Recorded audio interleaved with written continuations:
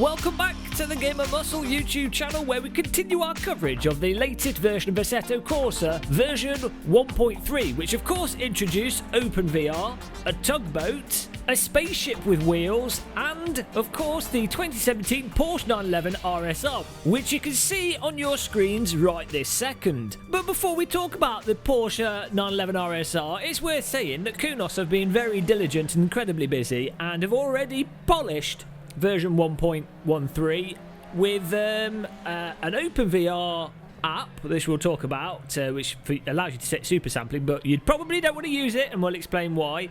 And they've also fixed the bug that people were having where you couldn't set AA in the game, and now AA, tested it all out, is definitely working with OpenVR. So you're free to run 0 AA, 2 times AA, or 4 times AA. It's completely up to you, and the game will no longer present the Sahara Desert at night.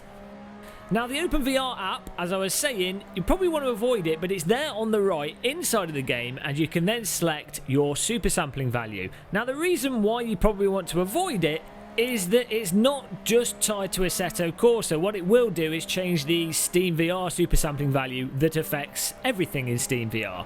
It also changes the compositor super sampling value. So say for example you set in Assetto Corsa your super sampling to be 2.0 and you then close out the game, restart up again, you'll then be running 2.0 in the game as well as the compositor. Now, those of you that are familiar with Steam VR will know you really don't need to run the compositor at above 1.3. It's not something you're staring at all the time. Maybe you've got a nice 3D environment and you want to look at it in high quality there. But other than that one situation, 1.3 is perfectly fine for the Steam VR interface, launcher, and any of the Steam VR tools you're going to be using. So, well, you're better off just avoiding the in-game super sampling app and instead do yourself a favour, if you haven't already, and download OpenVR Advanced Settings. I'll put a link in the description, and this is basically an app that will display in Steam VR that lets you set super sampling for the compositor, for games, reset the floor, tracks how many times you rotated yourself around. It does a load of stuff, lets you do advanced settings with your chaperone.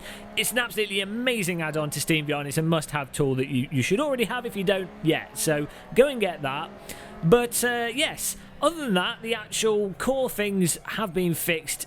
And needless to say, Assetto Corsa is absolutely fantastic in VR, be it on the Oculus Rift or the HTC Vive. It doesn't matter, you just need 3D head tracking, ridiculous futuristic technology, and everything's good. Onto the Porsche 911 RSR. Those of you that haven't got the Porsche pack, you might want to consider getting it because this car is fantastic. It's got the Porsche dynamics, a little bit of understeer coming in, but then that controllability and oversteer as soon as you get on the brakes, and it's just got that nimble, the understeer combined with the nimbleness that you expect from the Porsches in the game, though it's tighter than one of those little wind-up elastic band aeroplanes just before the elastic band snaps and you end up hurting your fingers. It's just the Porsche but completely on steroids, and absolutely fantastic, because again, one of the nice things that Kunos have done with AC is that the cars have that ply on the limit, so you get these really tight, strong vehicles and you can still play with them and push them around, and they sort of just encourage you to risk spinning off. Also rather handily, you'll notice on the dashboard of this vehicle they've got these little blue LED strips that tell you if you're slipping or locking up the wheels. So for those of us that are a little bit special, take a little bit longer to learn things, and generally aren't the brightest people on the planet Earth, it's really nice to have that little bit of feedback there, even if it's visual. Outside of the special blue flashing LEDs, the car, like a lot of the cars in the Assetto Corsa, does have fantastic force feedback, so you can actually feel what the car's doing mostly through the force feedback. And recently, one of the things I've been trying out is the enhanced understeer effect box, which basically loosens the force feedback up as you lose grip on the front end of your car.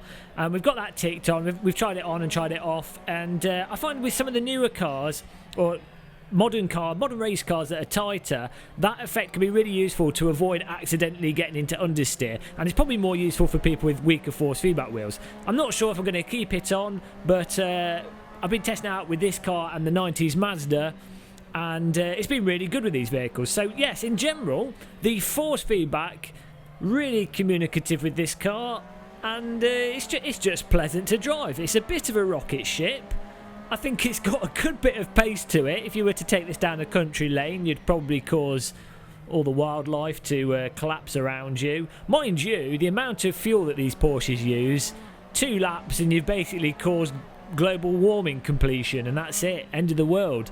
But at least whilst destroying the world, you got to enjoy a fast car. As for the sound of the vehicle, well, I'll let you have a little listen with your ear holes.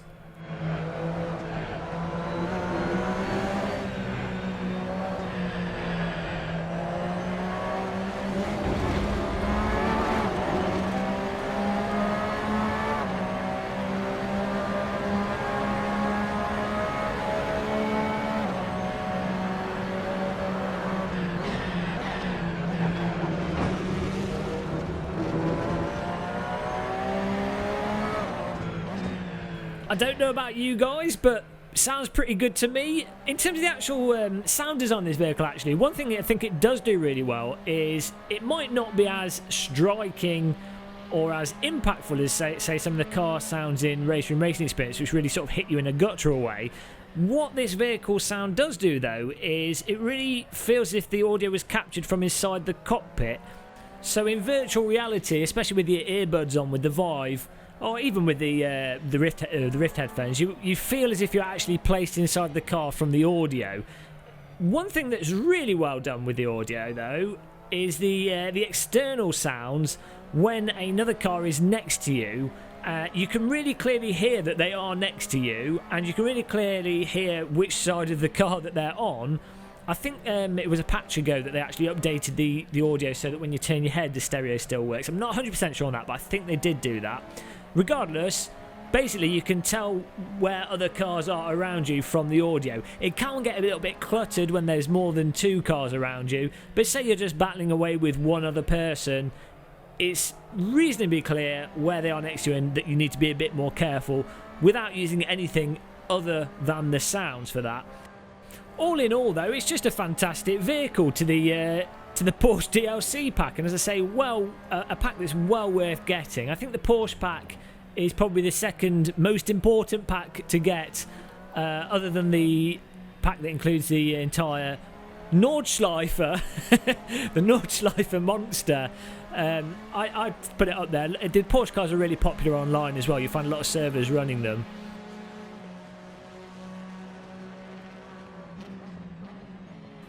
There you go, I thought I'd be quiet so you could hear what it was like having a car next to you. If you're wearing headphones whilst watching this video, that was a very accurate one-to-one simulation of what it's actually like whilst playing the game, surprisingly.